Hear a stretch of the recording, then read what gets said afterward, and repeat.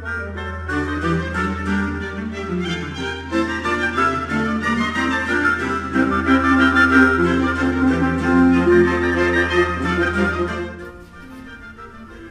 to the virtual concert series of Bach in Baltimore. And it's my pleasure to share with you now a look at a piece Bach wrote in 1723. By the way, if you know Bach's biography very well, you may know that's just when he moved to the Thomaskirche in Leipzig, where he stayed until his death in 1750. But in 1723, he wrote his first oratorio, and it is the Magnificat. Now, just to be clear, the text of the Magnificat is actually a canticle, meaning a sung piece, from the Gospel of Luke, the first chapter. And it's where it is spoken by Mary upon her occasion that's called the visitation to her cousin Elizabeth.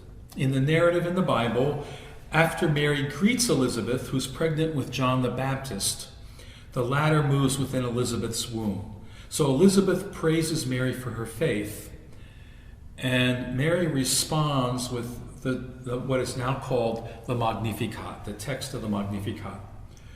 Bach divides this piece into 12, this text into 12 movements, and it's a very, very big setting. It's for a full orchestra choir in 5 parts, solo with soprano, alto, tenor, bass, and the biggest orchestra available to Bach: 3 trumpets, timpani, 2 flutes, 2 oboes, bassoon, strings, and the other continuo instruments, organ and harpsichord.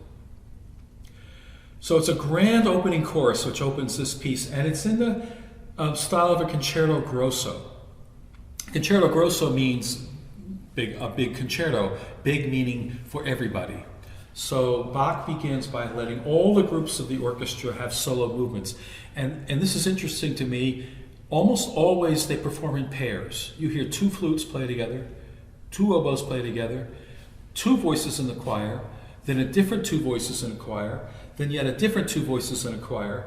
And that keeps happening over and over. Why 2? Well, Mary is pregnant with Jesus, who is the second member of the Trinity. So I think Bach is alluding to the fact that Jesus is the second person of the Godhead. And after an exuberant, wonderful opening with all the members of the orchestra, the first 2 voices sing together on the word Magnificat. And you hear the line more or less goes up, because that's followed by them going up.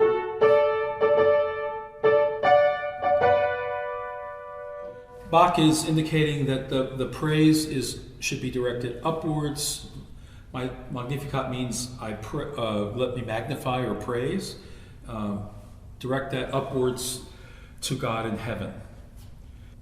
Often in the beginning, you hear these things alternate, and then again, they all come together in a grand conclusion. So that kind of simple idea, with it presented in a very festive way, is our opening wonderful first movement. The second movement is for a solo mezzo-soprano, and that singer is accompanied by the strings in the orchestra.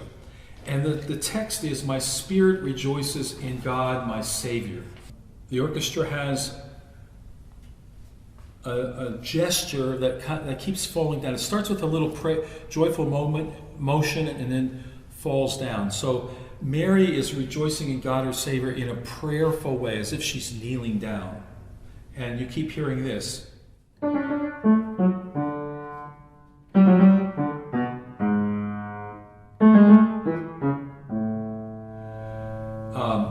The falling down of praise, as indicated within the low instruments. Above her, the strings are accompanying, and she's talking about my spirit rejoices in God, my Savior. So does this surprise you? It doesn't surprise me. Bach comes up with a dance-like figure. And he does that again and again. So again, a little kind of a dance rhythm, but yet within that dance, the prayerful adoration by kneeling down. It's a beautiful combination of 2 ideas to get at the Bach's thinking of the essence of how your spirit should rejoice in God your Savior. And that idea of humility is even stronger in the third movement. The third movement is, for he has et quia respexit humilitatem. And that text is, for he has regarded me with humility, my spirit with humility. Again, we have this idea of falling down and in a humble way. The bass instruments play.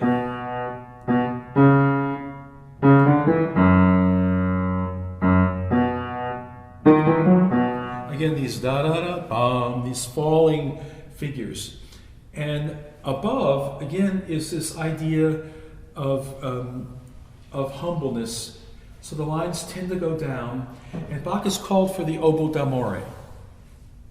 The oboe d'amore is one of Bach's favorite instruments in slower, expressive music. As you can see, the oboe d'amore is slightly longer than the oboe, and there's a kind of a bulbous-shaped bell at the end. It plays a minor third lower, and I think that bulbous bell at the end gives it a darker color. And so Bach has that oboe d'amore play this line.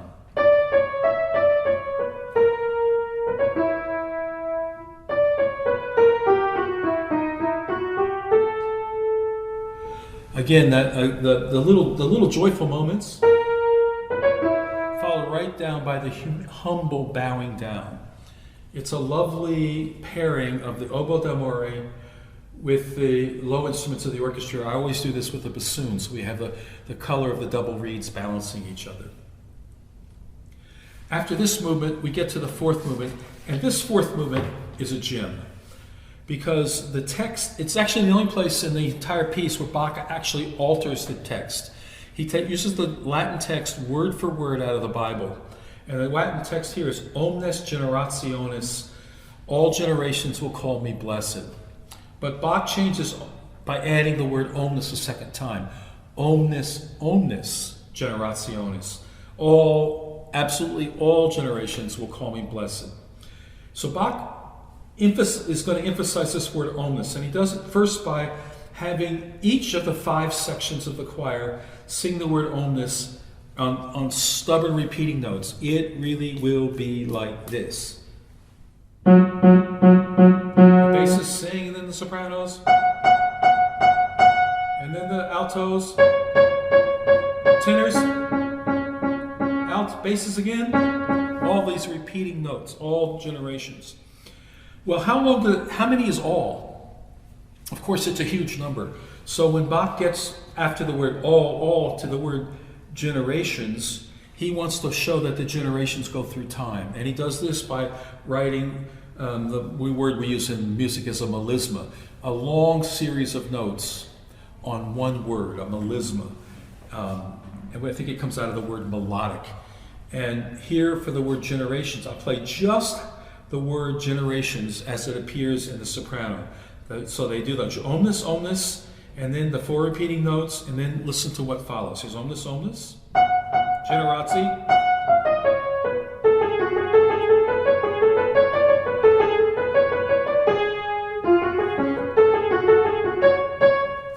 that's one setting of one word, generations, all generations.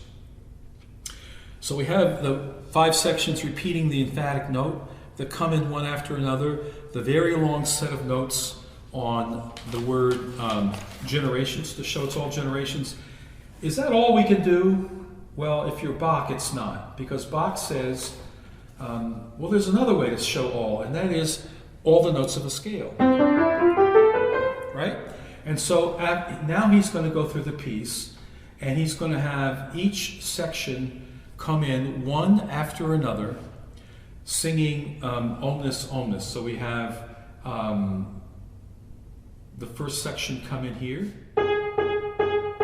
That's the second sopranos. Hear the first. Here's the first sopranos. Tenors down an octave. Basses. Second sopranos again up an octave. First sopranos. And that's the whole scale. We covered every note in the scale. And all generations, emphatically said, and also up the scale like that to show all in every imaginable way. It's an amazing achievement, in my opinion, because all of that is done and harmonized in a way that's gorgeous. He managed to have these ideas and also write music that brings them to life, where it never sounds arbitrary or somehow constrained. Just amazing. So with Omnis Generationis, the choir has now finished for a while, and we have finished the first big half of the Magnificat, and it's been a joy. I hope you enjoyed it, and I hope you'll look for the video for the second half of the piece, which follows online.